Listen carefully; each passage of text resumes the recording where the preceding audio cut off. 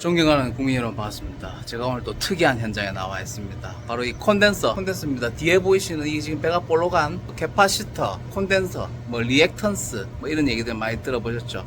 이 콘덴서라면 이제 전기를 뭉 머금고 있다가 그런 기능을 하는 역할이라고 하는데, 오늘 또 전문가 한 분 같이 모시고 왔습니다. 작업하는 거 한번 보면서 콘덴서가 어떤 기능을 하는지 그런 것들 전체적으로 한번 상세하게 보여드리도록 하겠습니다. 여러분들이 이론적으로 공부하셨던 것들, 콘덴서, 리액턴스, 캐파시터 이런 관념적인 것들을 이제 실제로 한번 보면서 어떤 기능을 하는지 저 전체적으로 한번 보여드리도록 하겠습니다. 선생님, 이게 지금 저압 진상 콘덴서라고 되어 있는데 이게 지금 정확하게 어떤 기능을 하는 거죠? 콘덴서는 한전의 그 역률 요금하고 관련이 되어 있고요. 네네. 전기 설비를 유지하는 데 필요한 설비는 아니고 네. 순전히 한전에서 보내진 전기 중에 부요 전력을 상쇄시켜주는 역할을 이 저압 진상 콘덴서가 하고 있습니다.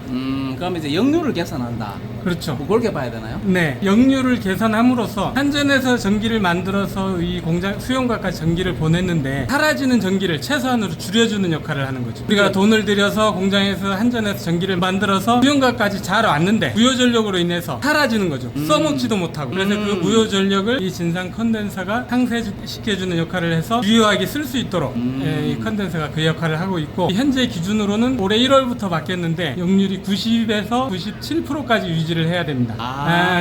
92% 작년까지는 90%였는데 네. 요새는 이제 92%도 상향 조정이 돼서 그 설비를 유지해야 되고, 시간하고 역률 요금이 적용되는 시간 타이머도 변경을 해줘야 되고, 컨덴서도 고장이 났으면 점검을 해서 교체를 해줘야 됩니다. 지금 옆에 보니까 이 타이머도 지금 이렇게 붙어 있네요. 이게 타이머가 지금 콘덴서에 연결된 건가요? 네, 맞습니다. 알겠습니다. 그럼 오늘 지금 콘덴서가 지금 고장난 이유가 배가 지금 뿔뚝하다든지 부풀어 오른다든지 아니면 터진다든지 그렇죠. 그런 경우에 자, 컨덴서는 이 설비가 한 10년이 넘었기 때문에 이제 사용이 돼서 고장이 났고요. 보통 한 5년 정도, 제조사에서는 한 5년 정도를 보고 있는데 10년이 넘었는데 현재까지 고장 난 상태로 방치되어 있었던 겁니다. 콘덴서 교체하는 과정 한번 보면서 궁금한 거 있으면 또 여쭤보도록 하겠습니다. 컨덴서는 고장 여부는 외형상으로는 이렇게 배가 불렀거나 아래쪽으로 측면으로 배가 부른 현상, 외형상으로 봤을 때 고장이 난 걸 육안으로 확인할 수 있고, 측정을 해서 알 수 있는 방법은 후크메타로 각 전류를 측정을 해서 전류가 세 선 모두 RST 모두 허용 전류 범위 내에 일정하게 나와야 되고, 지금 이제 고장난 것 같은 경우는 거의 0으로 전류값이 0으로 나오고 있습니다. 0으로 나오면 무조건 고장이 난 거고, 또 두 개는 허용 전류 범위 내에 나오다가 나머지는 또 0으로 나오는 경우가 있습니다. 이렇게 불평등하게 나오는 경우도 고장이 난 경우입니다. 우리가 그렇게 측정을 할 수가 있습니다. 그리고 교체하기 위해서는 반드시 그 방전 작업을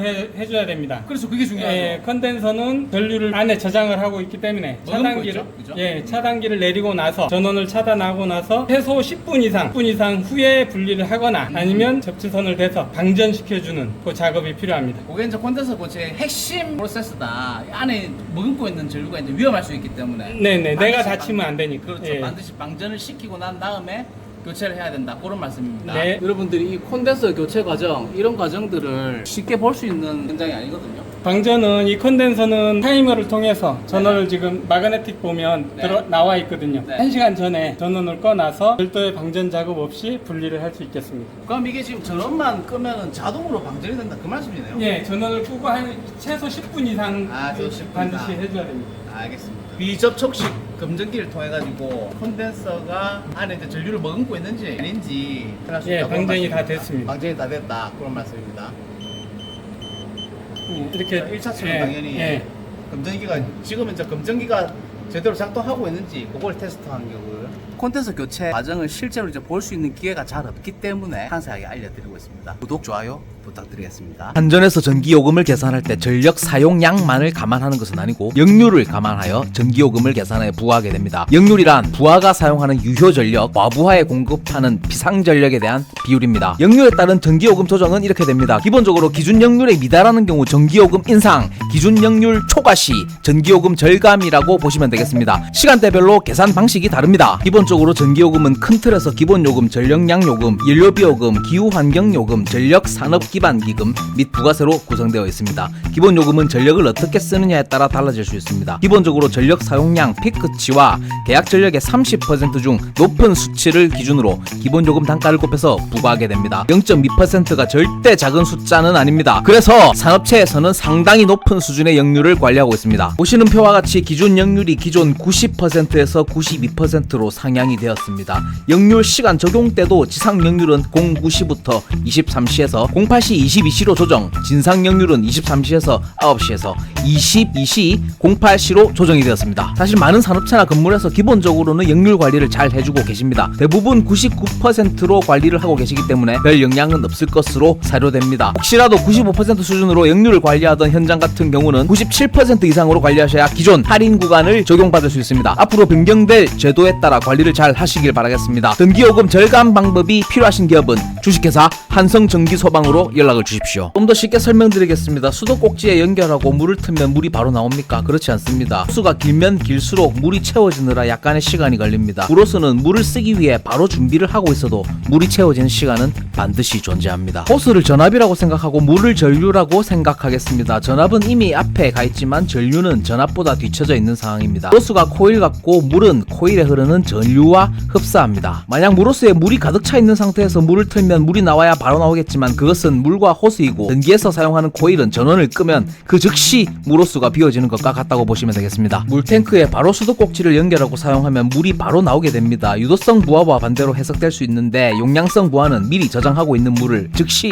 사용할 수 있는 물탱크 개념으로 생각하시면 됩니다. 실제로 물을 바로 사용해도 수위계가 사용한 물을 감지하여, 유도성 부하는 물이 나오는 시간에 무효 전력이 발생하지만 용량성 부하는 사용하는 물과 물을 다시 채우는 과정에서 무효 전력이 발생합니다. 즉 콘덴서는 에너지 저장과 방출을 하는 과정 속에서 무효 전력이 발생하게 됩니다. 이렇게 용량성 부하에서 나타나는 유효 전력과 무효 전력의 비율이 전류가 앞섰다는 의미로 진상 역률이라고 합니다. 진상 역률이 나빠졌다는 뜻은 콘덴서를 과하게 작동시켜 전류가 너무 앞서게 되었다는 뜻입니다. 이렇게 지금 고장난 컨덴서는 적출을 완료를 했고요. 새 거를 개봉해 보도록 하겠습니다.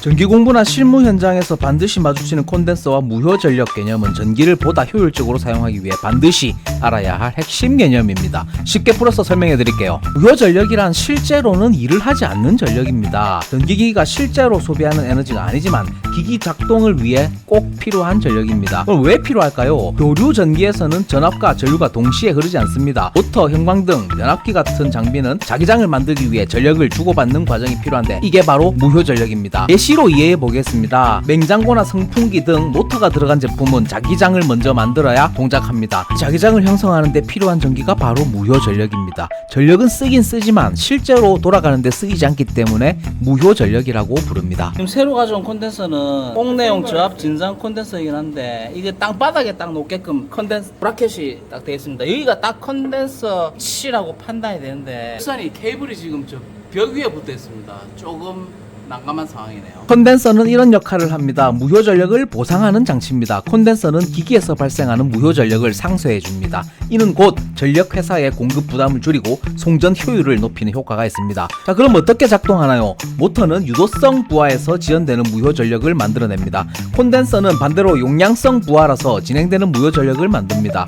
이 둘이 만나면 서로의 무효 전력을 상쇄하고 결과적으로 전력 계통이 안정됩니다. 무효 전력이 많으면 이런 문제점이 생깁니다. 전선이 과열됩니다. 두 번째, 변압기 용량이 낭비됩니다. 셋째는 전기 요금이 증가할 수 있습니다. 넷째, 전체 개통 전압이 불안정해집니다. 마지막으로 한 줄 요약해드리겠습니다. 무효 전력은 실제로 쓰이진 않지만 전기기기 작동에 필수적인 전력이고, 콘덴서는 이를 상쇄시켜 전기 사용을 더 효율적으로 만드는 장치입니다. 설치되어 있던 자리에 컨덴서를 설치하기가 장소가 나오지 않기 때문에 전선을 새로 만들어 와서 적정한 장소에 설치하도록 하겠습니다. 예, 그건 좀 더 이제 안전을 위함이죠. 여기를 억지로 뭐 끼워 맞춘다든지 뭐 그렇게 하려면 할 수는 있지만 위험하기 때문에 안전성을 최우선으로 생각하는 한성전기 소방 되겠습니다. 감사드립니다. 역시 전기는 안전이 최우선이죠.